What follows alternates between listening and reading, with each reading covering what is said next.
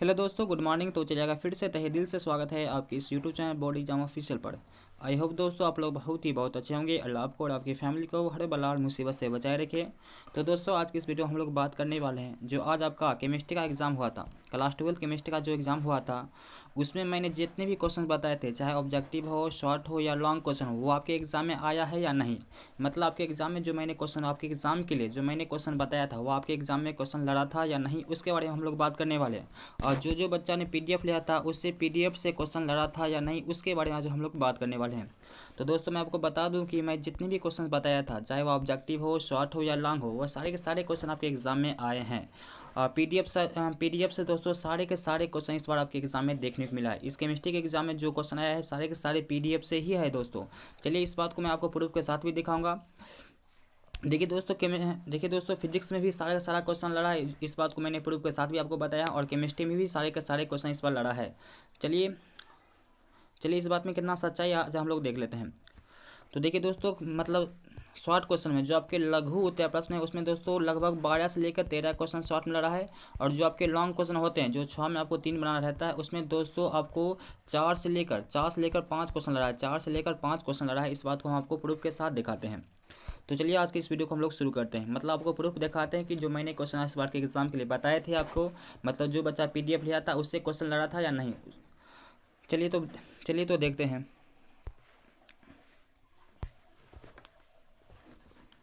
पहले देख लीजिए दोस्तों, ये सब आपके क्वेश्चन है, ये सारे आपके क्वेश्चन है दोस्तों। देखिए सेट नंबर एफ है, ये मतलब केमिस्ट्री के सेट नंबर एफ है दोस्तों। चलिए आप देखते हैं हम लोग। तो देखिए दोस्तों, पहला क्वेश्चन था आपका, हेलोजन परिवार में कौन कौन से सदस्य होते हैं। जो हेलोजन परिवार होते हैं उसमें कौन कौन सदस्य होते हैं, उसका आपका नाम लिखना था सिर्फ आपको।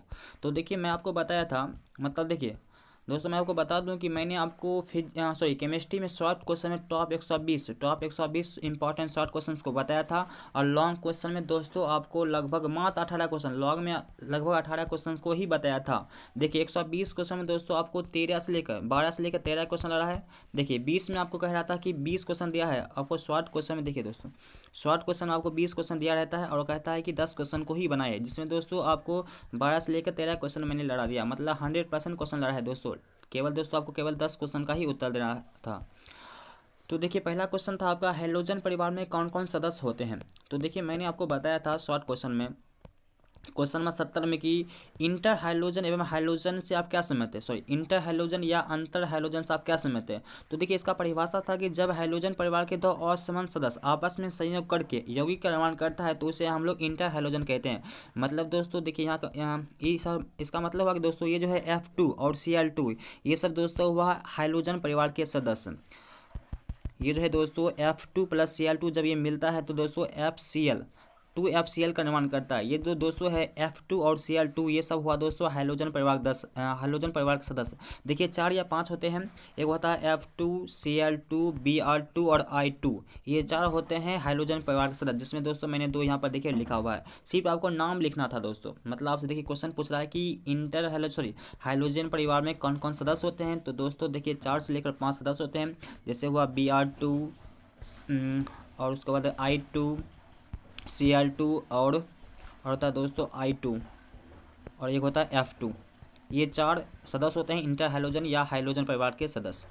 चलिए अगला क्वेश्चन देखते हैं। तो देखिए दोस्तों ये क्वेश्चन नंबर 1 हो गया। देखिए क्वेश्चन नंबर दोस्तों 2 और 3, क्वेश्चन नंबर 2 और 3 दोस्तों इस बार नहीं लड़ा है। चलिए अगला देखते हैं। तो देखिए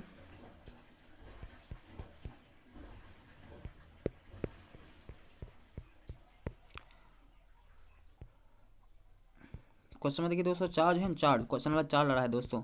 मैं आपको क्वेश्चन दिखाता हूँ, क्वेश्चन नंबर 4 आपको दिखाता हूँ। ओके दोस्तों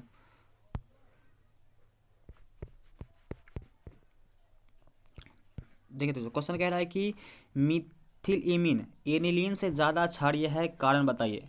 मतलब मिथिल एमीन जो होता है एनिलीन से ज़्यादा क्षारीय होता है, कारण बताइए। तो देखिए मैंने आपको शॉर्ट क्वेश्चन में बताया था, रुकिए आपको दिखा रहे हैं।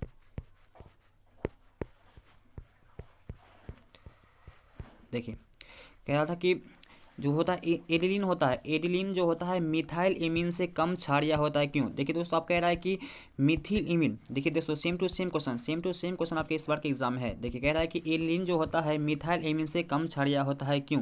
कारण बताइए, मतलब या कैसे, एक ही बात होगा, कारण बताइए या कैसे, सेम टू सेम बात होगा दोस्तों।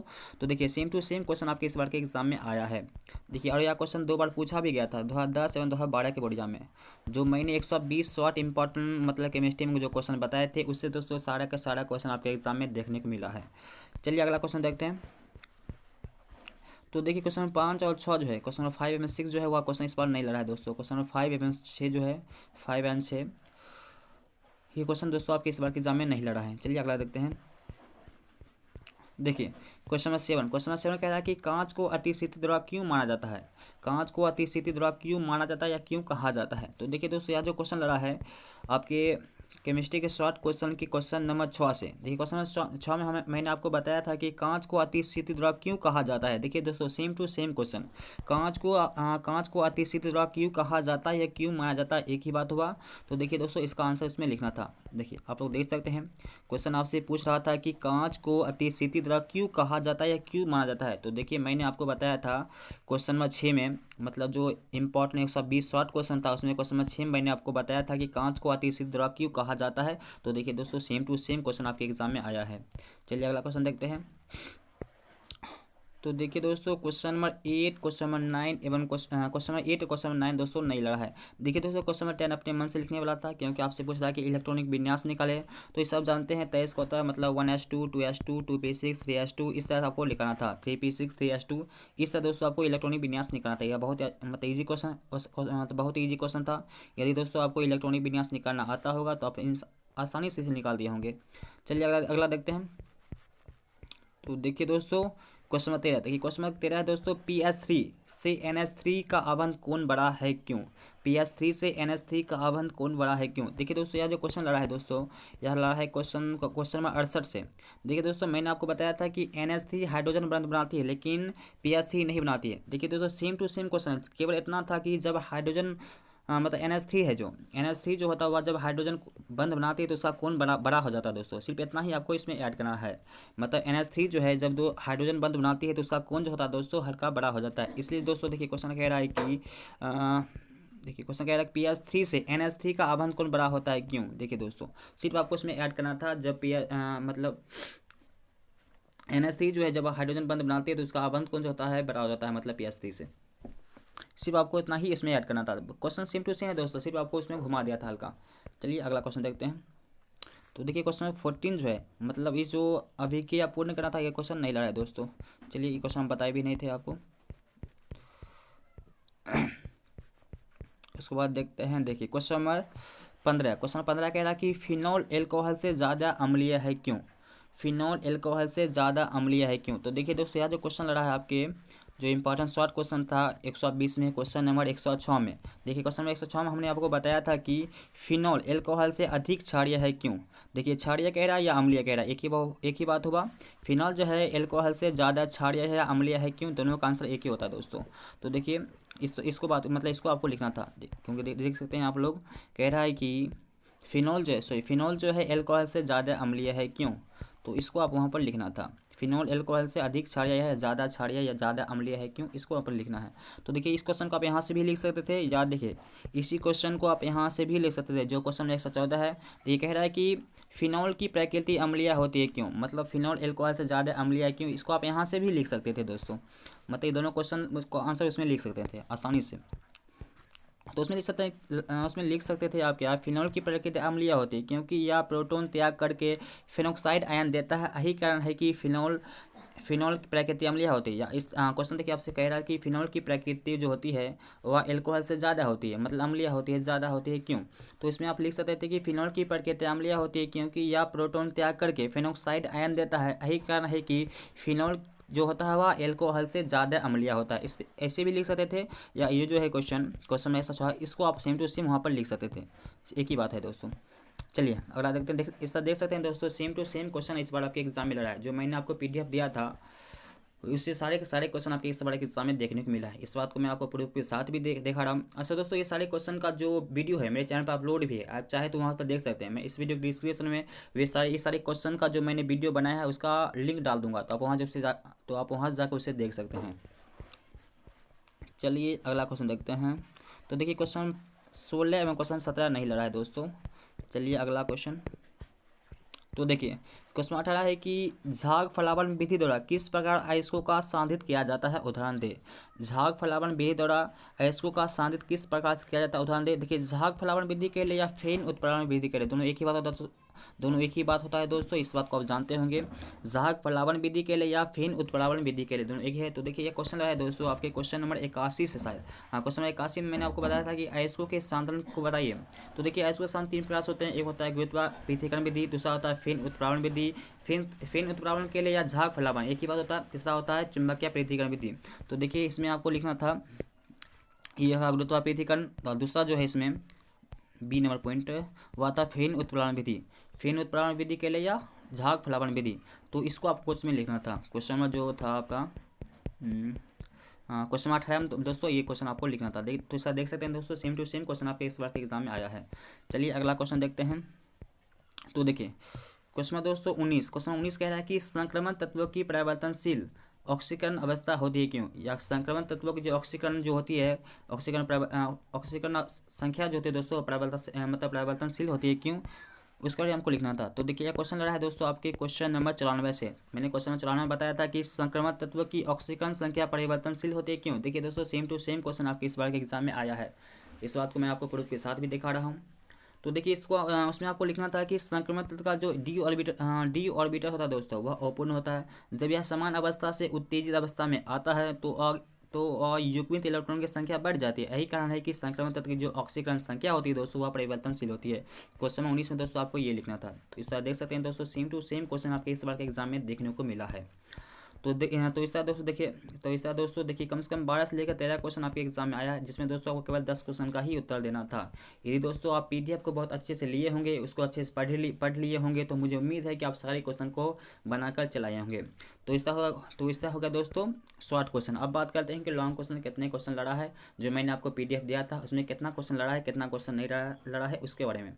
तो देखिए दोस्तों मैंने पीडीएफ में आपको लॉन्ग क्वेश्चन मात्र 18 क्वेश्चन को दिया था, जिसमें दोस्तों 4 से लेकर 4 क्वेश्चन आपके एग्जाम में आया है, जिसमें दोस्तों आपको केवल 3 क्वेश्चन का ही उत्तर देना है।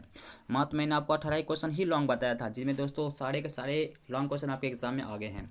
चलिए देखते हैं इस बात को प्रूफ के साथ।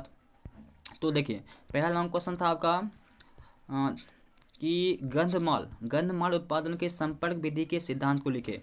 गंधमाल उत्पादन के संपर्क विधि के सिद्धांत को लिखे। तो देखिए दोस्तों यह जो पहला लॉन्ग क्वेश्चन है, यह क्वेश्चन आपके लड़ा है दोस्तों, मैं आपको दिखाता हूँ।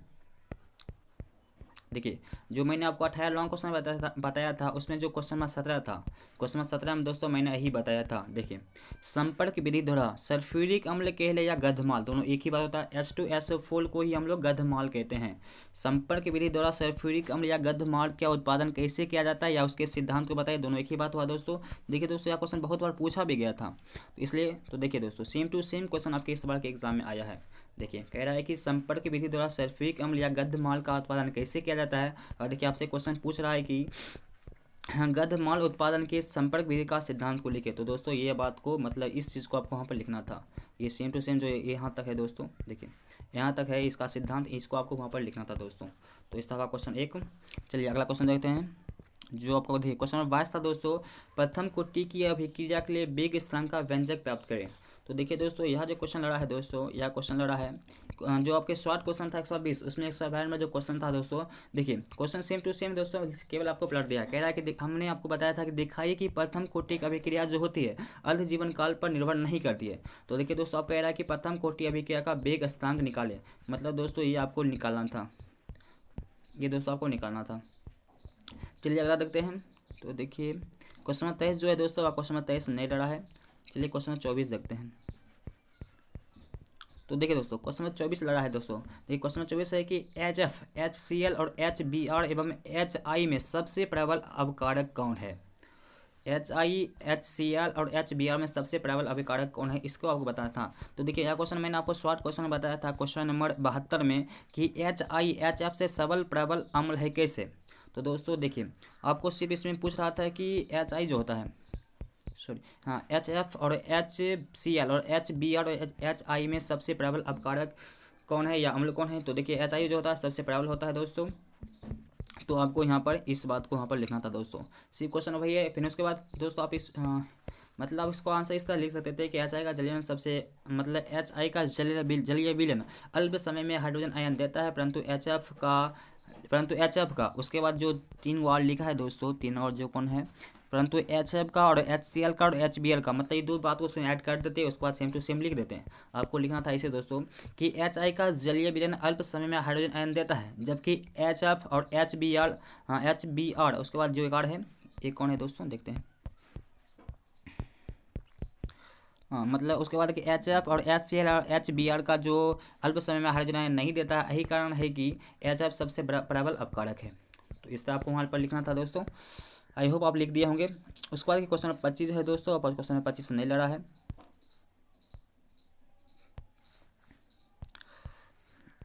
अब देखते हैं दोस्तों क्वेश्चन नंबर 26 को। तो देखिए दोस्तों क्वेश्चन नंबर 26 है, अंतिम क्वेश्चन आपका लॉन्ग क्वेश्चन का। क्वथनांक का उन्नयन से आप क्या समझते हैं, क्वथनांक के उन्नयन के लिए तुल्य अनुभार में संबंध क्या होता है उसको स्थापित करें। क्वथनांक के उन्नयन से आप क्या समझते हैं, क्वथनांक के उन्नयन के लिए, तो क्वथनांक का उन्नयन तथा तुल्य भाल एवं अनुभाल मतलब घुल का जो अनुभार होता है उसमें जो संबंध होता है उसको स्थापित करना था। तो देखिए दोस्तों यह क्वेश्चन रहा सेम टू सेम जो मैंने आपको लॉन्ग क्वेश्चन बताया था 18, उसमें जो क्वेश्चन नंबर 2 था यही था दोस्तों। क्वथनांक के उन्नयन से आप क्या समझते हैं, अब हम क्वथनांक के उन्नयन के राउट के नियम को लिखे। देखिए दोस्तों ये जो होता है मतलब आप इसको निकालते, देखिए दोस्तों ये जो है यही दोस्तों क्वथनांक के उन्नयन एवं तुल्य भाल में तुल्य भाल के अनुभार में संबंध, यही दोस्तों आपको निकालना था। सिर्फ आपको सेम टू सेम था दोस्तों, लेकिन ये जो है ना मतलब यही जो आपको सिर्फ दे दिया था, मतलब दोस्तों आपको ये निकालना कह रहा था, ये आपको निकालना था दोस्तों, सेम टू सेम क्वेश्चन देख सकते हैं आप लोग। कह रहा है कि क्वथनांक के उन्नयन से आप क्या समझते हैं, क्वथनांक के उन्नयन के लिए क्वथनांक के उन्नयन तथा घुल अनुभार के बीच क्या संबंध होता है उसको स्थापित करें। जैसा कि आप देख सकते हैं क्वथनांक का उन्नयन जो होता है उसे हम DLTV द्वारा दर्शाते हैं। उसके बाद क्वेश्चन आपका कह रहा है कि क्वथनांक के उन्नयन तथा तुल्य भाव में जो संबंध होता है उसको स्थापित करें। तो देख सकते हैं दोस्तों आप निकालते DLTV इक्वल टू ये हुआ क्वथनांक का उन्नयन, उसके बाद होता है घुल का अनुभार, ये उसका संबंध होता है दोस्तों, मतलब इसको आपको निकालना था दोस्तों। तो जैसा दोस्तों आप देख सकते हैं सेम टू सेम क्वेश्चन इस बार आपके एग्जाम में लड़ा है, मैं आपको इस बात को प्रूफ के साथ दिखा रहा हूँ। तो इस तरह दोस्तों देखिए शॉर्ट क्वेश्चन में 12 से लेकर 13 क्वेश्चन लड़ा है और लॉन्ग क्वेश्चन में दोस्तों 4 क्वेश्चन लड़ा है, जिसमें आपको केवल 3 क्वेश्चन को ही बनाना है और शॉर्ट क्वेश्चन केवल आपको 10 क्वेश्चन को ही बनाना है। तो इस बार दोस्तों 100% इस बार आपके एग्जाम में क्वेश्चन लड़ा है दोस्तों, जो मैंने आपको प्रूफ के साथ दिखा दिया। इसलिए दोस्तों जो मैंने PDF दिया था उसको आप बहुत ही अच्छे से पढ़ लीजिए, क्योंकि बायोलॉजी का एग्जाम बचा है, इंग्लिश का एग्जाम बचा है और हिंदी का एग्जाम बचा है। यदि दोस्तों आप PDF लेना चाहते हैं बायोलॉजी एंड इंग्लिश का, देखिए दोस्तों मैंने प्रत्येक सब्जेक्ट का फीस जो था मतलब PDF का फीस मात्र 100 रुपया रखा था। देखिए दोस्तों अब आपके एग्जाम बचा है मात्र बायोलॉजी का और इंग्लिश 100 मार्क्स का, जो मेरे पास ये PDF मौजूद है। हिंदी 100 मार्क्स का PDF नहीं है। यदि आप बायोलॉजी और इंग्लिश 100 मार्क्स का PDF लेना चाहते हैं तो आप 150 रुपया पे करके आप उसे ले सकते हैं। मैं इस वीडियो डिस्क्रिप्शन में एक व्हाट्सअप नंबर का लिंक डाल दूंगा या एक व्हाट्सअप नंबर दे दूंगा, आप वहां से कॉन्टैक्ट कर उसे आप PDF ले सकते हैं। यदि आप सिर्फ बायोलॉजी का लेना चाहते हैं तो उसे मात्र 100 रुपया पे करके आप बायोलॉजी का ले सकते हैं, जिसमें दोस्तों आपको important short question, important long question और इंपॉर्टेंट ऑब्जेक्टिव क्वेश्चन देखने को मिलेगा। उसी प्रकार इंग्लिश में भी आपको जितने भी क्वेश्चन पूछे जाते हैं वो सारे के सारे क्वेश्चन आपको मिलेगा। और मुझे पूरा उम्मीद है जिस तरह फिजिक्स और केमिस्ट्री में क्वेश्चन मैंने लड़ा है और इस बात को आप देख भी चुके हैं दोस्तों, इस प्रकार मुझे उम्मीद है कि बायोलॉजी में भी सारा का सारा क्वेश्चन इस बार लड़ेगा। तो मिलते हैं नेक्स्ट वीडियो में, तब तक के लिए जय हिंद, जय भारत, वंदे मातरम।